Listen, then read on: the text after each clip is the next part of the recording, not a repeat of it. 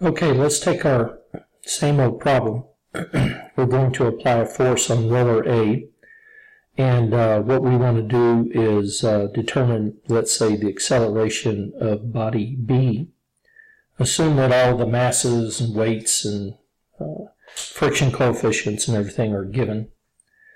The question is, what's the acceleration of B? Well, we don't really know, because it's possible that the rope breaks, that maybe the rope's not strong enough to hold the force that's required. That's possible. It's also possible that the friction force under B could be so large that no matter, with this force of 100, you can't move B. So we don't know if it sticks, if the rope is breaking, or exactly what's happening. So we have to make an assumption. Typically, when you make an assumption, you're going to assume that either a constraint exists or a constraint doesn't exist. There's either motion or there's not motion. If there's not motion, then you're going to calculate a force that prevents the motion from occurring. If there is motion, then you would calculate the acceleration. So anyway, the best way to start is to make a table like you see here, and you list out all of the assumptions that you are making. So, for example, you could assume that the rope does not break. So I'll write that as rope no break. If the rope and B slides, that would be one thing that happens. If that's the case, what's the degree of freedom? Well, if the rope doesn't break and B doesn't slide, then there's no way anything can move. So the degree of freedom is 0. The next thing that might happen is the rope no break, but that B slides. Oh, excuse me, sticks. I should have said stick here. B sticks. B now could slide. That's a possibility.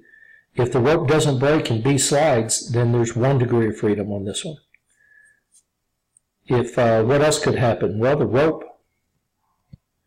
rope breaks. If the rope breaks and B sticks,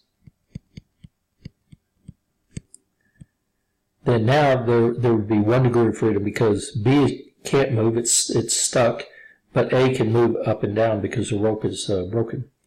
And then the next thing is the rope breaks and B maybe slides. In which case, if that's the case, there's 2 degrees of freedom, because A could be moving, so could B. If there's other things that you think might happen, maybe B lifts off the floor, whatever. Maybe the forces here at A against the wall are so large that maybe it breaks the wall. You'd list that as well. And that would change the degree of freedom. So anyway, what you do is you make this table that lists out all of the things that you think might happen. And then the way you begin is you should start with the minimum degree of freedom. The reason for this is because minimum degree of freedom means that there will be fewer unknown accelerations to calculate, and calculating the accelerations is the hard part in most problems. It'll also have the largest number of forces that are unknown, because as the degree of freedom goes down, the number of constraint forces goes up. So anyway, we're going to start with this one. So what we want to do is we have 0 degrees of freedom. We need to find out if we need free body diagrams. Well, the way we're going to find out if the assumption is correct is we're going to calculate the tension in the rope, and we're going to calculate the friction force. Those 2 things then mean that I'm calculating a force, and because I'm calculating a force, it's a dead giveaway that this is a free body diagram problem. Just like in the previous problem that we did, there's 2 masses in here. There's a mass at A and there's a mass at B. And so therefore there could be 2 free body diagrams. I'm going to draw both of them at the same time. So I'm going to draw in, here's A. And the force is on A. I've got the 100 pounds. I have mass times gravity, mass of A times gravity. The wall is pushing, either it's pushing it to the right or it's pushing it to the left, depending on which side of the wall it has the largest pressure. I think it's going to be pushing this direction.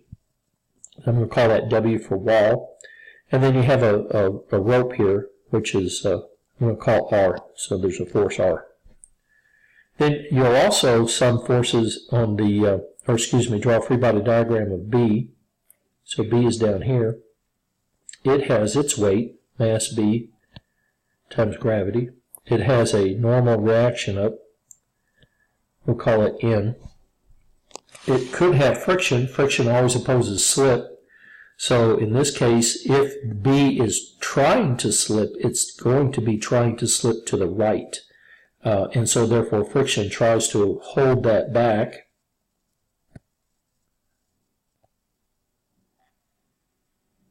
In this case, we're assuming that B is sticking.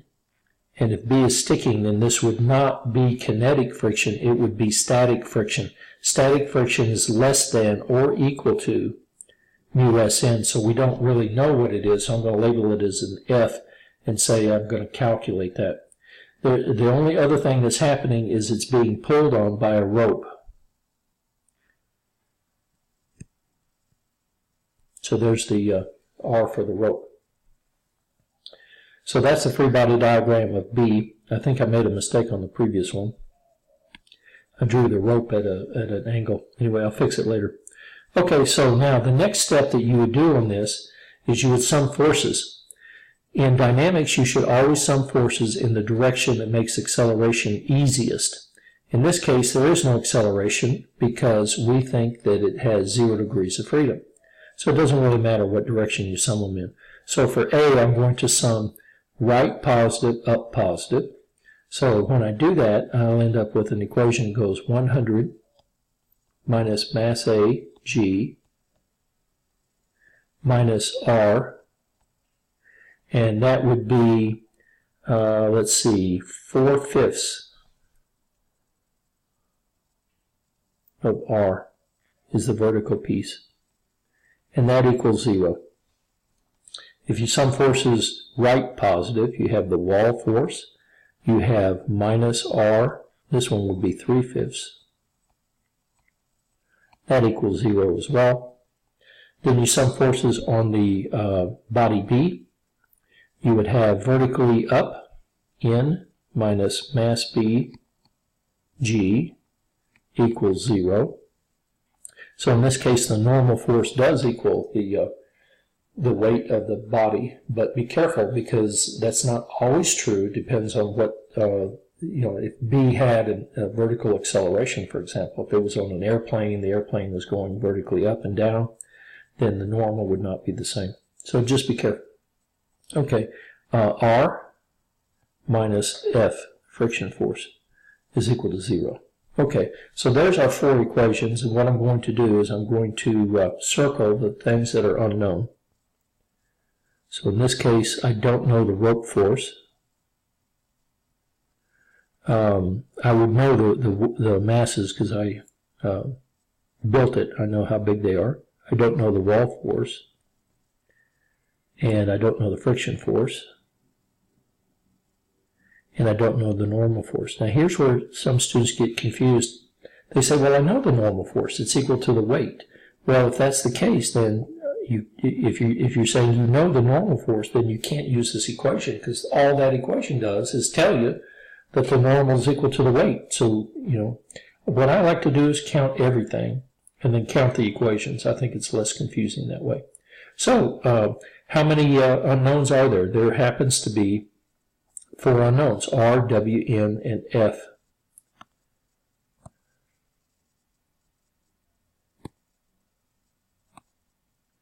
R, W, N, and F, and there's 4 equations. So you can solve for all 4 of the forces. So what you will do is then check your assumption by doing this. Let's say we know that the rope can hold 10 pounds. So what you do is you say, is the force that's in the rope greater than 10? If it is, it breaks. If it's not, then it doesn't break. So that's how you would check to see if the rope breaks or not. The other thing is whether or not the friction is satisfactory. So you calculate the friction. So what you'll do is you'll ask yourself, is friction less than or equal to mu s n? Because that's the maximum that it can happen. And if it is, if this is true, then it does in fact stick. If this is not true, then you know that it doesn't stick, it slides. Now, one of the things that you'll find is when you're solving for these things, you may end up with negative numbers. The only thing a negative number means when you're calculating a force is you drew the force in the wrong direction. So really these checks ought to go like this. They ought to be, take the absolute value of the friction force, the magnitude, find the magnitude of the friction force, and ask yourself, is it less than or equal to mu s n? If it is, it sticks. Same thing up here with the rope force. If you somehow did something crazy and you thought that the rope force was or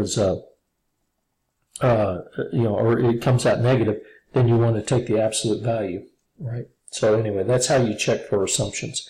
If your assumption is true, then you have found that that the degree of freedom is in fact 0, and you know what it does. If it's not, then what you would do is you go to the next set of the lowest degree of freedom. So now you have to choose between whether or not the rope doesn't break or whether or not it